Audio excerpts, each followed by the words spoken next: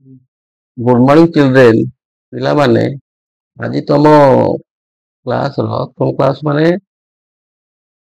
नवम दशम plus two plus three पर्यंत सहजरे सहज एसे एवं से एसे माध्यम तमे parts of speech noun pronoun adjective verb adverb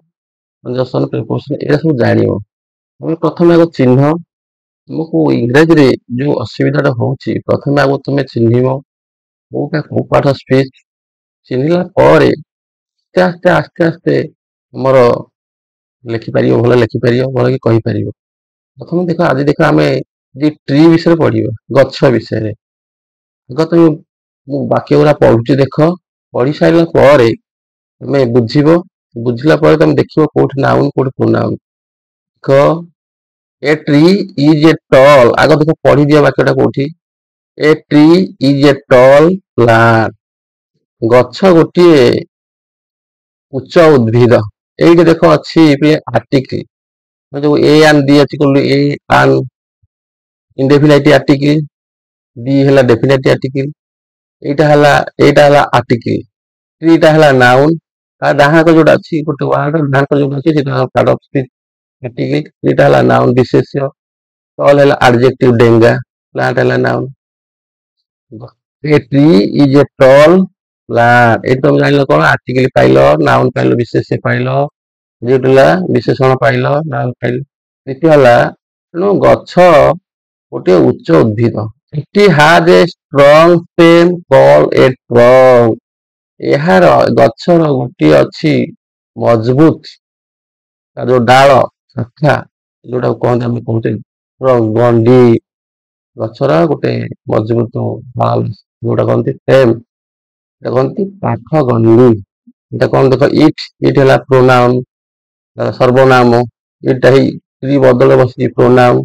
ସର୍ବନାମ ଦେଖ ଦେଖାଯାଇଛି ଷ୍ଟ୍ରଙ୍ଗ ଆଡଜେକ୍ଟିଭ ବିଶେଷଣ ଷ୍ଟେମ୍ ହେଲା ନାଉନ ଷ୍ଟ୍ରଙ୍ଗ ହେଲା ନାଉନ ତେଣୁ ଓଡିଆ ଜାଣିଲେ ଏବଂ ପାର୍ଟସ ଅଫ ସ୍ପିଚ ଚିହ୍ନିଲେ ବିଭିନ୍ନ ward ଚିହ୍ନିଲେ trees are very useful to people and animals ଗଛ ଗୁଡିକ ଅତ୍ୟନ୍ତ ଉପକାରୀ ୟୁଜଫୁଲ ଉପକାରୀ ଲୋକମାନଙ୍କ ପାଇଁ ଏବଂ ପଶୁମାନଙ୍କ ପାଇଁ ଅନ୍ୟ ପଶୁମାନଙ୍କ ପାଇଁ ଅନ୍ୟ ଜୀବମାନଙ୍କ ପାଇଁ ଉପକାରୀ ଏ ଯୋଉ ଟ୍ରିଜ ଦେଖାଉଛି ନାଉନ ଡାହାକ ଯଦି ଗୋଟେ ଶବ୍ଦର ୱାର୍ଡର ଡାହାକ ବିଶେଷ୍ୟ ଭେରି ଭେରି ହେଲା ଆଡଭର୍ବ କ୍ରିୟା ବିଶେଷଣ ଭର୍ବ ଇଏ କରେ କ୍ରିୟା ବିଶେଷଣ ଭେରି କ୍ରିୟା ବିଶେଷଣ ଆଡଭର୍ବ ୟୁଜଫୁଲ ଆଡଜେକ୍ଟିଭ ବିଶେଷଣ ହେଲା ପିପୁଲ ହେଲା ନାଉନ ୟୁନିଭର୍ସ ହେଲା ନାଉନ ବିଶେଷ ତେଣୁ ଦେଖ they give us oxygen, fruits, wood and shade. ଗଛ ଗୁଡିକ ଆମ୍ଭମାନଙ୍କୁ give us ଆମ୍ଭମାନଙ୍କୁ ଦିଅନ୍ତି ଅମ୍ଳଜାନ fruits ଫଳ wood and shade ଛାଇ ଦିଅନ୍ତି ଏଇଠି ଦେଖ pronoun they ହେଲା pronoun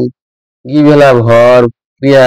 pronoun us ହେଲା pronoun ସର୍ବନାମ oxygen noun fruits noun wood noun shade noun trees also make the earth look green and beautiful এই ଗଛ ଗୁଡିକ ପୃଥିବୀକୁ ଶାଗୁଆ କରନ୍ତି ଏବଂ ସୁନ୍ଦର ମଧ୍ୟ କରନ୍ତି ତେଣୁ trees also make the tree look green and beautiful ଏଠି ଦେଖ trees noun also adverb କ୍ରିୟା ବିଶେଷଣ make verb earth ହେଲା noun green ହେଲା adjective and beautiful ହେଲା adjective ସୁନ୍ଦର ହେଲା adjective green ହେଲା adjective କଲର ଆମେ ଜାଣିଛେ adjective ଚିହ୍ନିବା କଲର ହେଲା ତାପରେ ଦେଖ trees ତାପରେ ତମେ ଜାଣିଲ ଯେମିତି ଅଲଗା ହବ ଜାଣିବ trees have many parts ଗଛର ବିଭିନ୍ନ ଅଂଶ ଅଛି ହେଲା ତେଣୁ ଏଠି ଅଛି noun verb adjective ତାପରେ ତମେ ଜାଣିଲ ଯୋଉଟା ଅଲଗା ହବ ମୁଁ କହିବି the main parts are the roots trunk branches and leaves the main parts ମୁଖ୍ୟ ଅଂଶ ଗୁଡିକ କୋଉଗୁଡା ରୁଟ୍ସ ମୂଳ ଟ୍ରଙ୍କ ହେଲା ଗଣ୍ଡି ପାର୍ଟସ ହେଲା ଶାଖା ବା ଡାଳ ଲିଭ୍ସ ହେଲା ପତ୍ର the roots go under the ground ହେଲା ମୂଳ ଗୁଡିକ ମାଟି ତଳେ ରୁହନ୍ତି goes under ଦେଖ ଏଠି ଦେଖ Roots noun go ଏଠି verb preposition ଗଲା ଅବ୍ୟୟ question conjunction interjection preposition ହେଲା ବିଭକ୍ତି ସୂଚକ ଅବ୍ୟୟ under ହେଲା ବିଭକ୍ତି ସୂଚକ ଅବ୍ୟୟ ତାପରେ କଣ and hold the tree strong ମାଟି ତଳେ ଯୋଉ ଇଏ ଗୁରା ମୂଳ ରହିକିରି ତାକୁ ଜାବୁଡି ଧରନ୍ତି and hold the tree strong ମଜବୁତ କରନ୍ତି strong ହେଲା adjective the trunk grows above the ground ଗଣ୍ଡିଟା କଣ ନା ମାଟିର ଉପରେ the trunk grows above the ground ground ଉପରେ ବା ମାଟି ଉପରେ ଗଣ୍ଡି ଦେଖାଯାଏ branches grow from the trunk and leaves grow on the branches grow from the trunk ରୁ କାଠ ଗଣ୍ଡିରୁ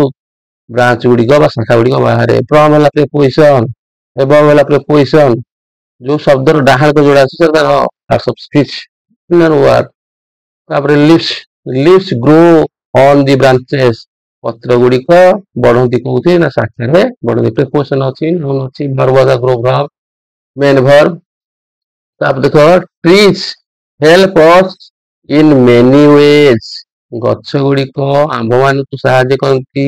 ବିଭିନ୍ନ ଆକାରରେ ଦେଖ verb ଅଛି pronoun ହେଲା us in ହେଲା preposition main ହେଲା adjective କେମିତି ନା they clean the air and give us fresh air to breathe they clean the air ସେ ବାୟୁକୁ କଣ they clean the air ସେ ବାୟୁକୁ ପରିଷ୍କାର କରନ୍ତି କଣ air and give us fresh air to breathe ଆମକୁ ତାଜା ପବନ ଦିଅନ୍ତି ଭଲ ପବନ ଦିଅନ୍ତି ଶ୍ୱାସ ନେବା ପାଇଁ ନିଶ୍ୱାସ କରିବା ପାଇଁ they stop soil from washing away during rain ବର୍ଷା ସମୟରେ they stop soil from washing away during rain ବର୍ଷା ସମୟରେ ମାଟି ଧୋଇ ହେଇଯାଏ ସେ ଅଟକାଇ ରଖେ ତାପରେ କଣ ହୁଏ ଦେଖ then ଗଲା ତାପରେ birds insects and animals live in trees birds ପକ୍ଷୀ ମାନେ କୀଟ ମାନେ ଅନ୍ୟାନ୍ୟ ପଶୁ ମାନେ live in trees ଗଛ ଇଏରେ ସେ ବାସ କରନ୍ତି people sit under trees to rest ଲୋକମାନେ ତା ତଳେ ଗଛ ତଳେ ବିଶ୍ରାମ ନିଅନ୍ତି people sit ବସନ୍ତି to rest ବିଶ୍ରାମ ନିଅନ୍ତି trees also give us fruits like mango apple and orange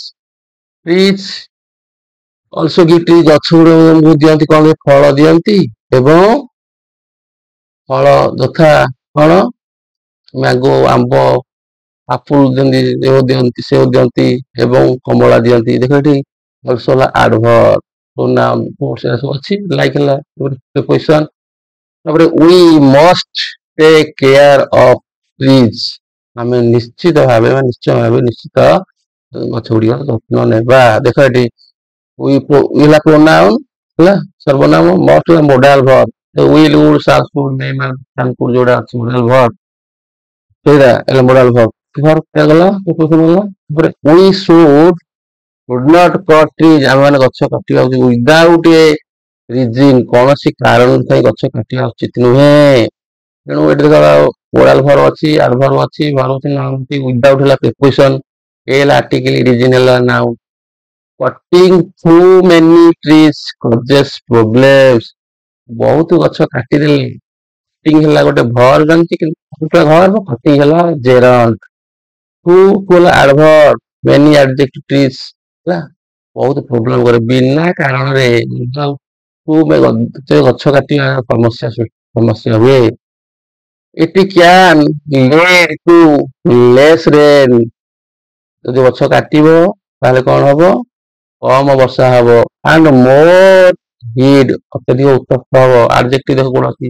ଶବ୍ଦର ଡାହାଣ କରି ସବୁ ଅଛି ଦେଖା ହେଇଛି we must plant more trees to save our earth ତେଣୁ ଆମେ ମାନେ ଅଧିକରୁ ଅଧିକ must କଣ ଗଛ ଲଗାଇବା to save our ଆମ ପୃଥିବୀକୁ ରକ୍ଷା କରିବା ପାଇଁ ଏଠି ଦେଖ ଅଛି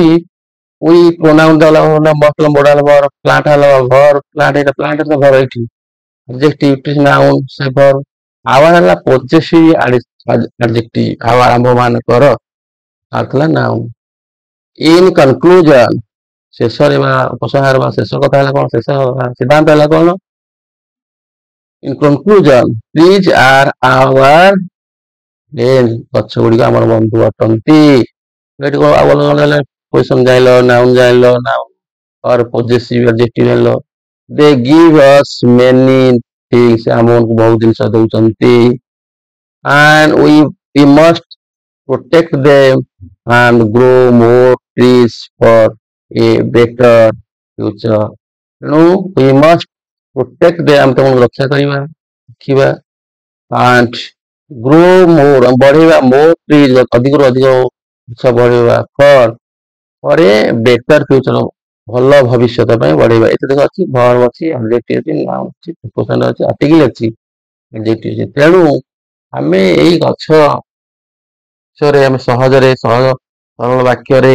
ଆମେ ପାର୍ଟସ ଅଫ ସ୍ପିଚ, ବିଶେଷ୍ୟ, noun, pronoun, adjective, verb, adverb, conjunction ଅଛି, ଯୋଉଟା and conjunction, preposition କହିଲେ ଅବ୍ୟୟ,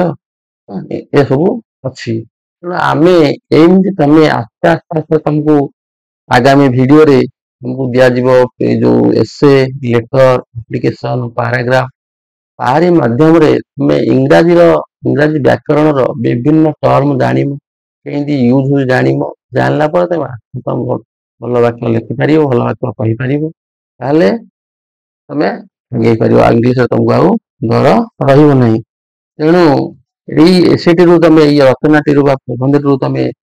ଜାଣିପାରୁଥିବ, ଭଲ ତମକୁ ଲାଗିଥିବ। ଯଦି ଭଲ ଲାଗିଛି ତାହେଲେ ତମ ମାନେ ଏଇ ଭଲଟିକୁ ତମର ସାଙ୍ଗମାନଙ୍କ ସହିତ ସେୟାର କରିବ, ଲାଇକ୍ ସବସ୍କ୍ରାଇବ କରିବ, ଏବଂ ବାରମ୍ବାର ପଢିକିରି ତମେ ଭଲ ବାକ୍ୟ ଲେଖିବ, ଭଲ କହିପାରିବ। ତେଣୁ ଏଇ ଏସେଟି ତମେ ଜାଣ, ଭବିଷ୍ୟତରେ ଆହୁରି ଆଗାମୀ ଗ୍ରାମାର ବା ଗ୍ରାମାର ଟର୍ମ ଥାଇ, ୟୁଜେସ ଥାଇ ତମକୁ ଆଗାମୀ ଭିଡିଓରେ ପଠାଯିବ। ଆଉ ଏତିକି ଥାଉ। Thank you for watching.